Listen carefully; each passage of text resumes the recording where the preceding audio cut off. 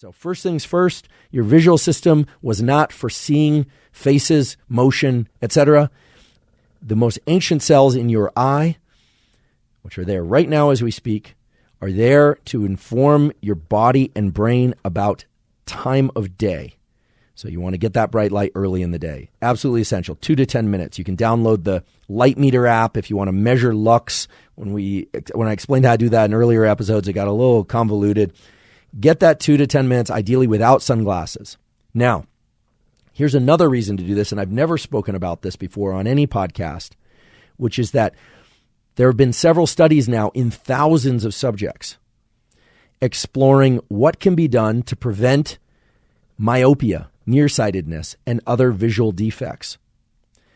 And it turns out, in a series of large clinical trials, the conclusion has emerged that getting 2 hours a day of outdoor time without sunglasses, blue light, this blue light that everyone has demonized, getting that sunlight during the day for 2 hours, even if you're reading other things and doing other things outside, has a significant effect on reducing the probability that you will get myopia, nearsightedness. Now, whether or not that's also due to the fact that myopia can be caused by viewing things up close too much. So if you're indoors, we tend to be looking at things more closely, right? Unless you have a very large house with walls that are very far away from you. But the effect does seem to be directly related to getting sunlight and not just to the distance that you're viewing. I'm going to describe this study just briefly, but this is a second protocol. So we have one protocol about getting sunlight to set your circadian clocks, meaning wake you up, establish your sleep, will occur about 12 to 16 hours later. That's all in the sleep episode, but also to enhance your mood, to enhance your metabolism, to optimize your hormone levels, and to optimize learning and dopamine levels, this feel-good neuromodulator that's essential to not getting depressed, etc. But now's a second protocol, which is ideally, and this includes children as long as they're not very small infants, ideally we're all getting 2 hours of outdoor time, even if there's cloud cover. Remember, we evolved mostly under outdoor conditions, not indoor conditions. And no artificial blue light will not replace this aspect of your visual system and offsetting myopia. So I just want to briefly describe this study because it's a very important one and I don't think it's discussed often enough. There are many studies exploring this, but one of the ones I like the most looked at 693 students, and a subset of them were encouraged to spend 11 hours a week outdoors.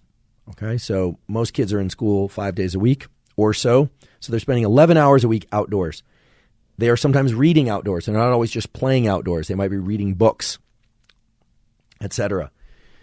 They used 8 different schools. And the reason they did this study, I probably should have mentioned, is that myopia, nearsightedness, is a global epidemic. At least that's how it was referred to in the study. I don't know who decides what's an epidemic or not. I think there are thresholds for that. This paper, published in the journal Ophthalmology in 2018, described the fact that being outdoors for 2 hours a day could significantly reduce the probability that these children would develop nearsightedness. And it turns out, based on other studies, that adults who spend 2 hours a day outside, so that would be reading outside, talking outside. No, it does not include light coming through the windshield of your car. I'll explain why in a few moments. Offset the formation of myopia. Now, myopia or nearsightedness has to do with the way that the lens focuses light onto the retina. I don't want to get into a long description of this now, but basically the lens has to bring light to the retina, not in front of it, not behind it. If it brings light to a position in front of the retina, then you won't see clearly. You will need corrective lenses. If it brings light directly to the retina, then you will see clearly. That should be intuitive why that makes sense. So you might say, why would being outside, getting this blue light or this blue-yellow contrast from sunlight actually offset myopia? Well, it probably, and I want to emphasize probably, has to do with the fact that these melanopsin ganglion cells, these intrinsically photosensitive ganglion cells, are not just responsible for sleep and talking to your circadian clock and that sort of thing. They also make connections within the retina. They connect to things like, this is for the aficionados, the ciliary body, the iris, the muscles and the structures within the eye that actually move the lens and allow you to adjust your vision to things up close or far away. And in doing so, they increase or improve the health of the little tiny muscles within the eye that move the lens. And they probably, again, this needs a little bit more work in order to really tamp down the mechanism. They're probably also involved in bringing growth factors and blood supply to the muscles and to the neurons that are responsible for this focusing mechanism within the eye. So remember, your eye is an optical device. You were born with lenses. You don't have to use glasses, or maybe you do because you have lenses in your eyes. And those lenses need to move. It's not a rigid lens like a glass lens. It's a dynamic lens. It has little muscles that pull on it and squeeze it and make it thicker or thinner as you look at things close and far away. And I'll describe how that works in a moment.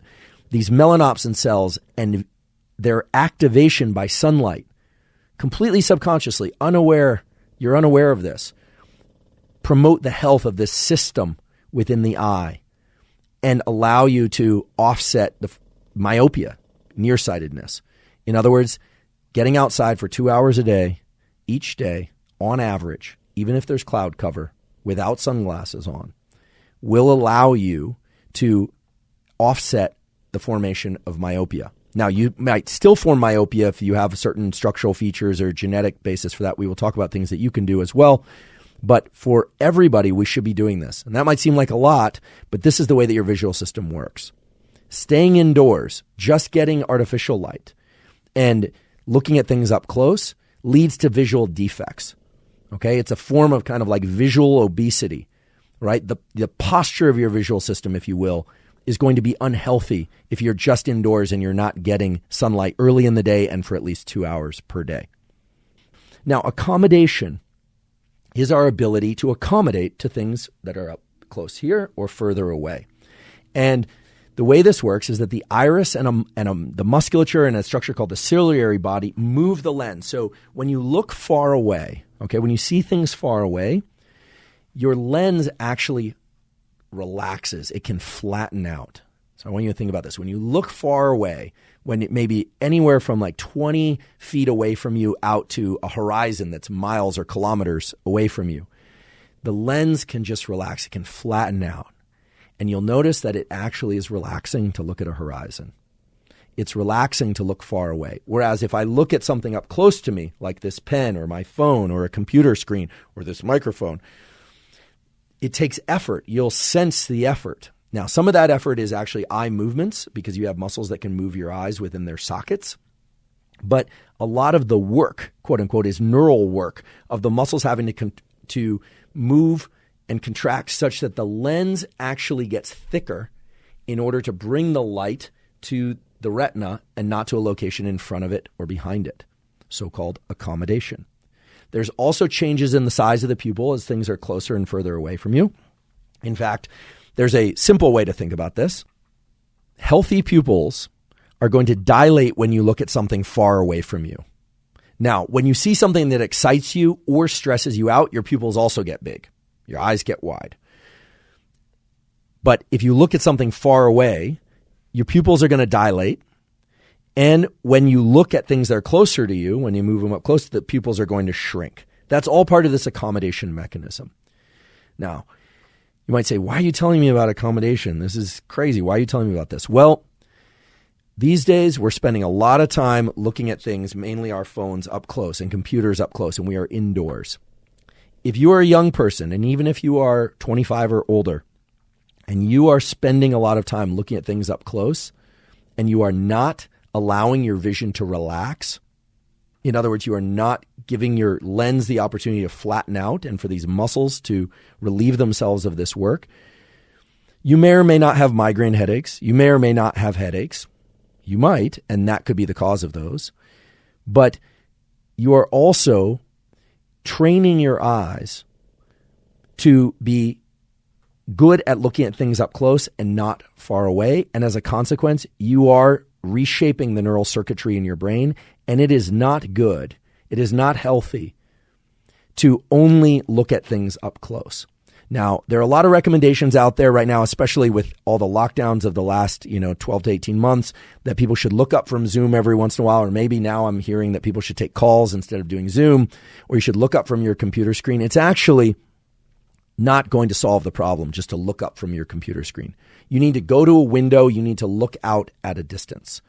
Ideally, you would even open the window, because those windows actually filter out a lot of the blue light that you want during the daytime. A lot of the sunlight, it's actually 50 times less gets through.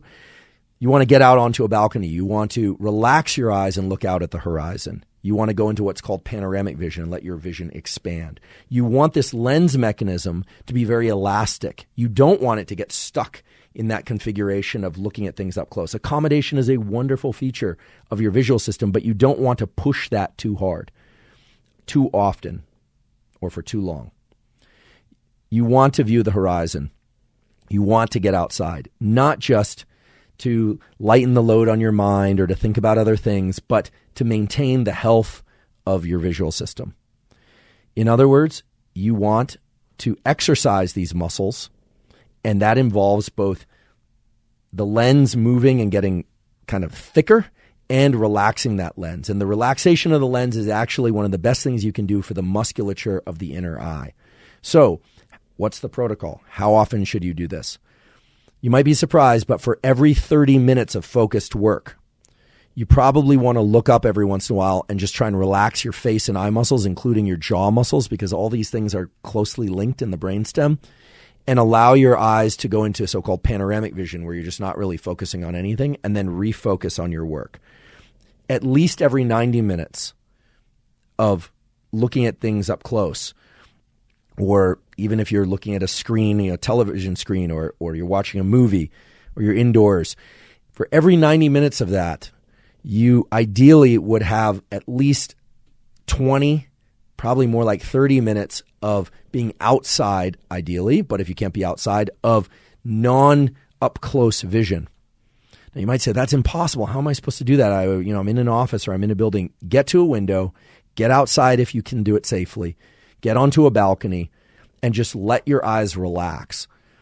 Many people are experiencing severe vision problems because they're not getting enough sunlight during the day. They have sleep problems because they're not viewing sunlight early in the day. And as I've mentioned in previous episodes, they're getting a lot of artificial light stimulation of the eye in the middle of the night. All of this is through the visual system.